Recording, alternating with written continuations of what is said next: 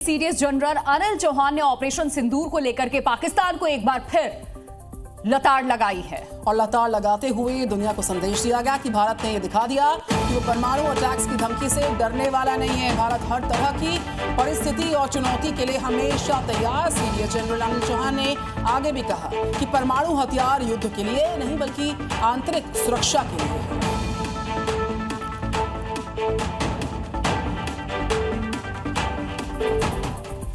छांगुर बाबा के धर्मांतरण के अड्डे पर जब बुलडोजर चला तो सिर्फ दीवारें नहीं गिरी बल्कि कई चौंकाने वाले खुलासे भी हुए। इसमें सीक्रेट एल्बम भी है जिससे ये साफ हुआ कि छांगुर अकेला नहीं था, उसके दो मुख्य सहयोगी भी थे। एक रिपोर्ट आपको दिखाते हैं।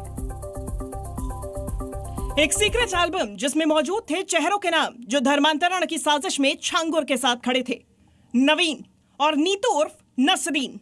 दावा किया जा रहा है कि दोनों ने पहले नाम बदला, पहचान बदली और फिर धर्म बदलवाने की मुहिम में कूद पड़े और हिंदुओं को टारगेट करके उनका धर्मांतरण करवाते थे।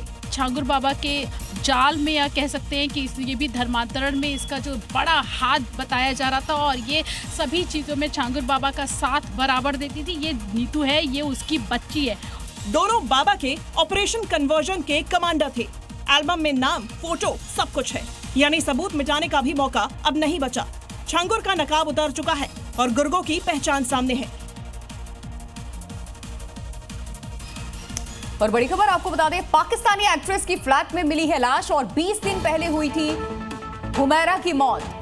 साल 2018 से अकेली रह रही थी एक्ट्रेस। मौत के कारणों का खुलासा फिलहाल नहीं हुआ।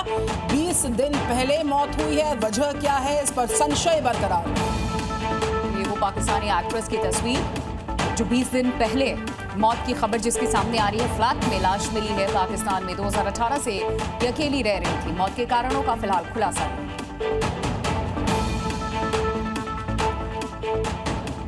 और बुलेटिन में बात करेंगे उत्तराखंड के प्रसिद्ध कैंची धाम की। बाबा नीम करौली महाराज के भक्तों के लिए खुशखबरी है। आने वाले समय में पर्यटक नैनीताल से कैंची धाम का सफर खूबसूरत वादियों के बीच रोपवे से कर पाएंगे। अब बस उत्तराखंड पर्यटन विभाग की तरफ से इसे मंजूरी मिलना बाकी है।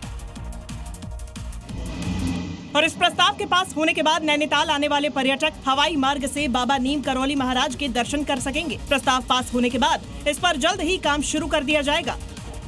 नैनीताल से कैंची धाम की दूरी सड़क मार्ग से करीब 17 किलोमीटर है। जाम के चलते कैंची धाम पहुंचने में पर्यटकों को काफी समय लगता है। रोपवे बनने से नैनीताल से कैंची धाम पहुंचना आसान होगा।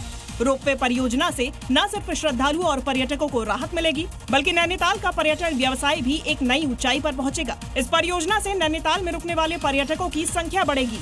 होटल व्यवसाय, टैक्सी सेवाओं, स्थानीय हस्तशिल्प को भी बढ़ावा मिलेगा। रोपवे विदेशी पर्यटकों को भी आकर्षित करेगा जो कैंची धाम आते हैं। कैंची धाम में हमेशा भीड़ रहती है। इससे नैनीताल हल्द्वानी कैंची मार्ग पर भारी जाम लगता है।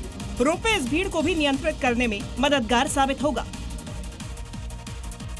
मुजफ्फरनगर जिले की खबर है जहां पर कांवड़ियों ने ढाबे पर खूब हंगामा किया, जमकर तोड़फोड़ की है। दरअसल दाल में प्याज और लहसुन का तड़का लगाने से ये नाराज हुए। कांवड़ियों ने ढाबे में तोड़फोड़ उसके बाद शुरू कर दी। पुलिस ने हालांकि मौके पर पहुंचकर मामला शांत कराया।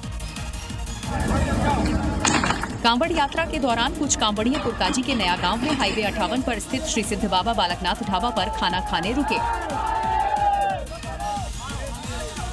कांवड़ियों ने दावा किया कि दाल में प्याज और लहसुन का तड़का लगाया गया था।